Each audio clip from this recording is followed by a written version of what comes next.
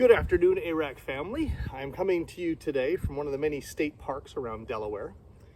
And as I took time today to walk and to reflect and to think, I noticed, of course, the impact of recent rains. As I drove down to this particular area, I noticed many ponds and rivers that had overflowed. I noticed this lake itself is way higher than it should be. It's overflowed into places that it normally doesn't go. In fact, as I'm walking around this lake, my feet are wet from having to wade through things that aren't supposed to be where they're supposed to be. And what this all got me thinking about was this whole idea of overflow.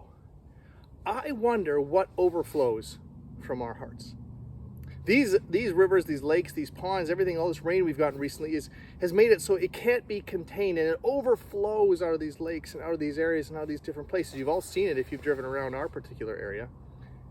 But it makes me wonder, this Christmas season, as we have so many things and so many events and so many activities, or maybe the end of a 2020 that's been really difficult, filled with a lot of trials and troubles and tribulations, what are we filling ourselves up with?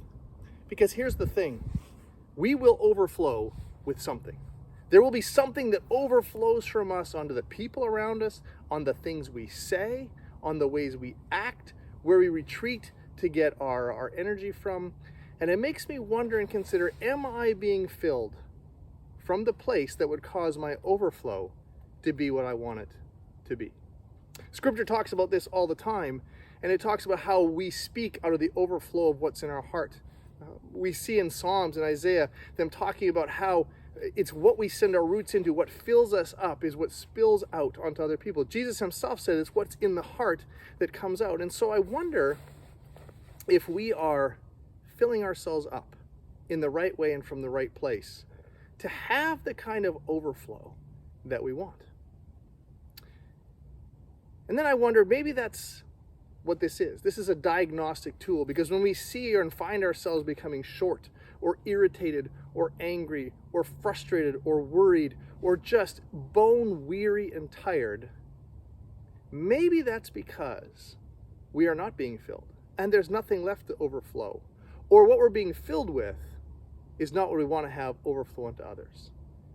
And maybe that diagnostic should be a little bit of a red flag for each and every one of us to stop and to say, hey, maybe I need to look at what I'm filling up with.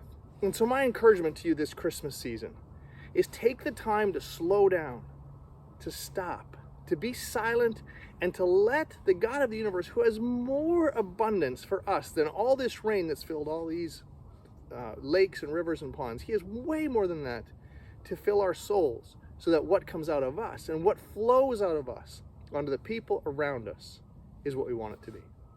May we be people at our church, and anybody who's listening or watching this, the kind of people where grace and peace and love overflows from us, and we can't help it because we are just so full with what God has given that that's what comes out of us. Hey, be encouraged, because when you do, God is more than faithful to fill you up. So I trust that you'll have a great week, and we will see you next week. Take care.